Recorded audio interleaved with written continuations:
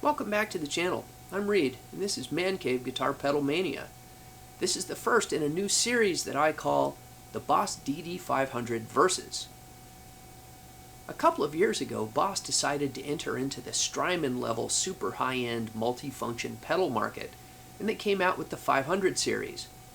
I use a Boss RV500 reverb for almost all of my reverb sounds, but I didn't get the 500 series delay, primarily due to expense. It was $350, and that's a lot of money. Then, in 2019, for some reason, Boss dropped the price to $250.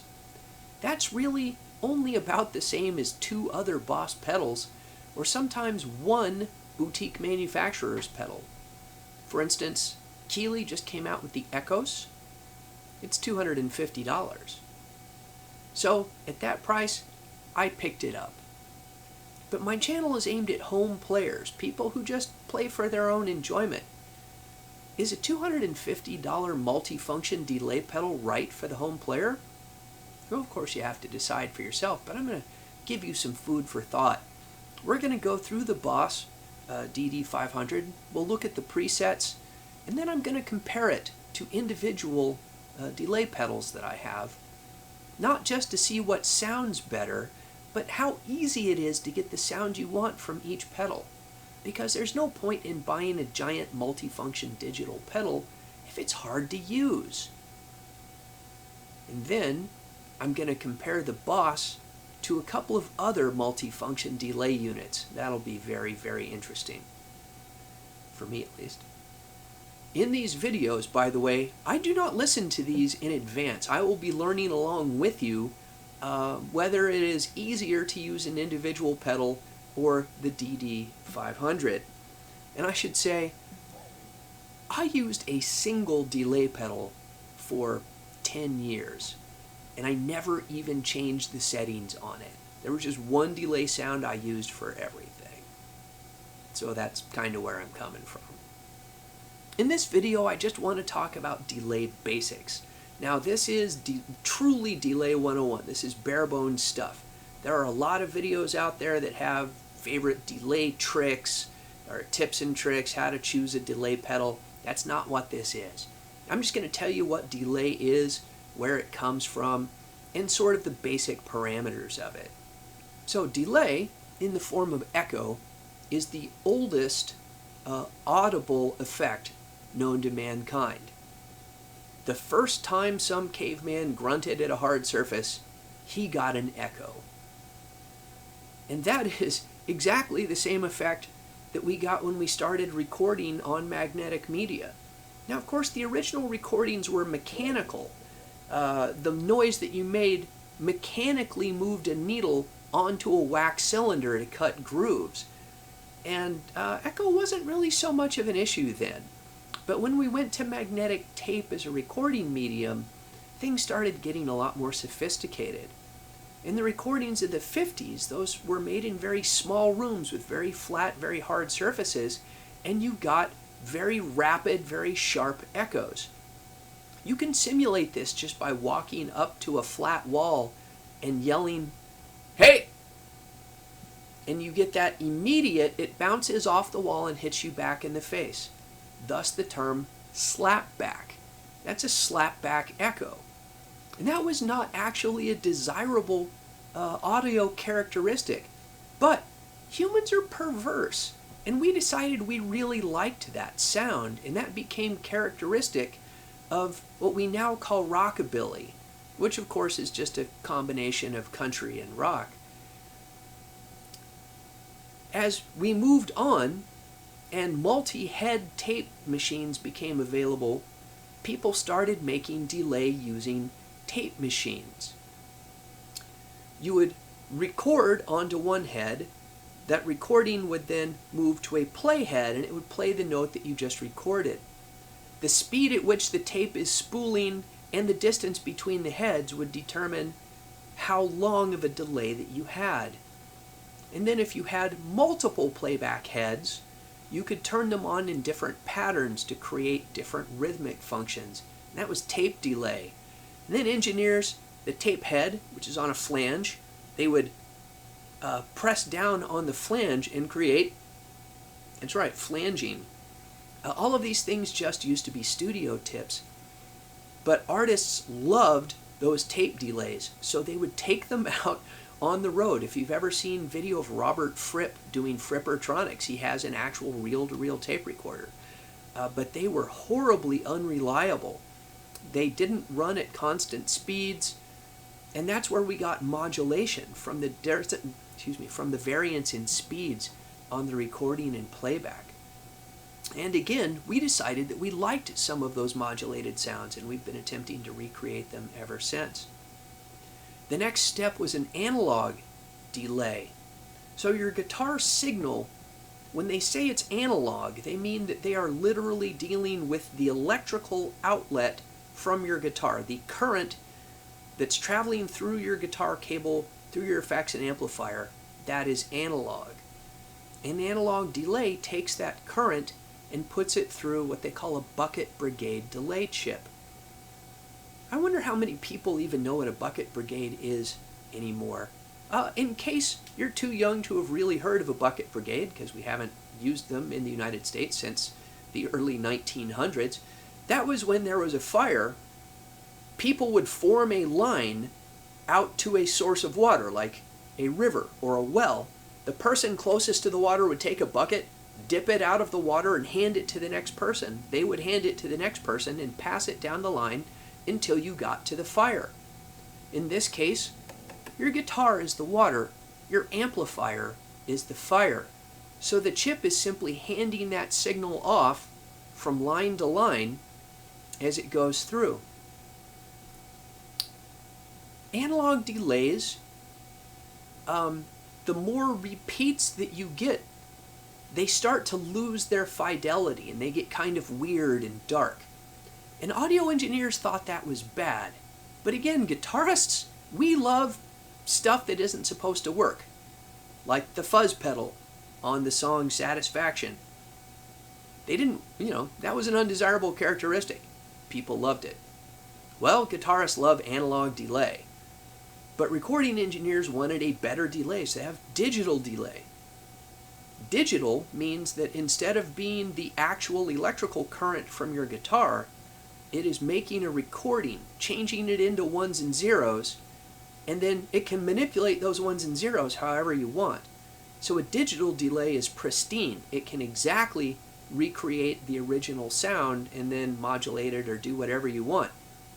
Then we get into arguments about whether analog or digital sounds better, the filters on the digital versus the sound of the analog, and all of that is mysticism and personal preference. I'm not saying it doesn't sound different. I'm saying that arguing about whether analog and digital are better is just about the same as arguing whether green or blue is better. It is just what you like. Let's talk about basic delay parameters here for a second. Most delay pedals will have an effect level, which of course is the volume of the repeated effect. It will have a delay time, and it will have a number of repeats or feedback. Usually a digital delay will have number of repeats, and an analog delay will have feedback. That's because in an analog delay, it's not making that digital copy, so it's literally feeding the same electrical signal through that bucket brigade delay circuit. And again, that's why you lose fidelity every time, because you're dealing with actual electricity. As it passes through the wires, it loses electricity and has different characteristics. I'm sure engineers will dispute the simplicity of that explanation, but it's functionally accurate. So on the Boss DD-500, you can see we have this nice big display. It shows the name of the preset you're on, the number of the preset, the name of the preset, the type of delay, standard is just digital, and the time. Hopefully everybody knows 1,000 milliseconds would be 1 second. The delay time is the delay before you get a repeated note and then between every repeated note. So 400 milliseconds, 4/10 of a second. So you hit something,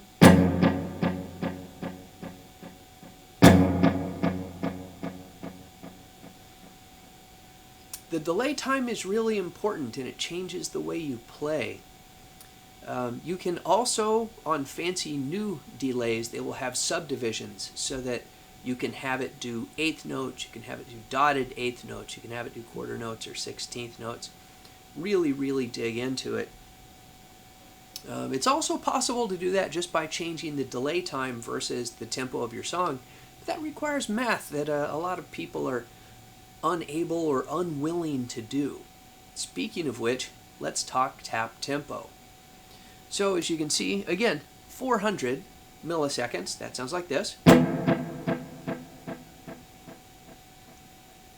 And that's great if that matches your song, but you want your repeats to be more or less on beat. It doesn't have to be on the downbeat. It can be on a syncopation, or it can be, on the 2, 3, 4, whatever.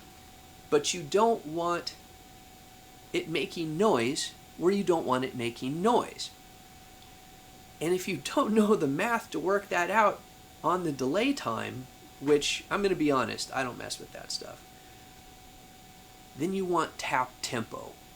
So your drummer's laying down a beat. 1, 2, 3, 4, 2, 2, 3, 4, 3. Well, I don't even know what tempo that is, but let's just go 1, 2, 3, 4.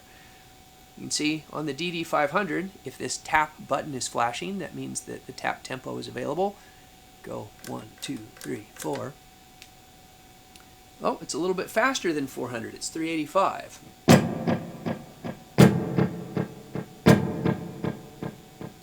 You might not even notice the difference, and that's something to keep in mind.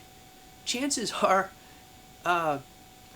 unless you've been practicing for a really long time or have phenomenal rhythmic sense, when you do your tap tempo, you're not going to be exactly on the song's the song's tempo.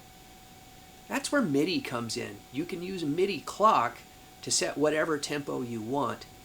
That is theoretically possible through my Boss ES8 switcher, but again, I don't mess with that, because the fact is, it's not necessary most of the time. You can fake a lot of tempos with some very simple settings. And for me, 300 and 400 milliseconds, I can use those delays in nearly anything. The faster the tempo, the faster you can play without it getting all muddy and weird. So just a real quick demonstration. Here's a 400 millisecond delay.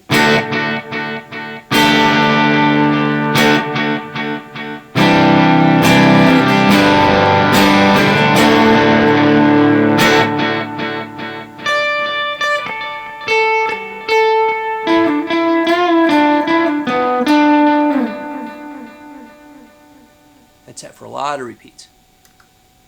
Go to 300.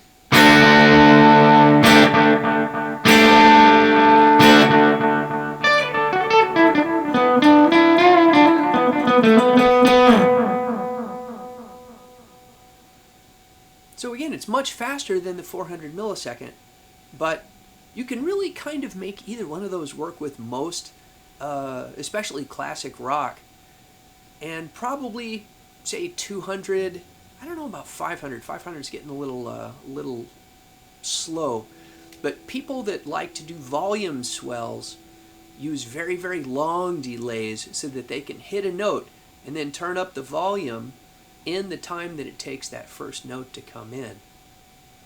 And let me demonstrate that in a different video.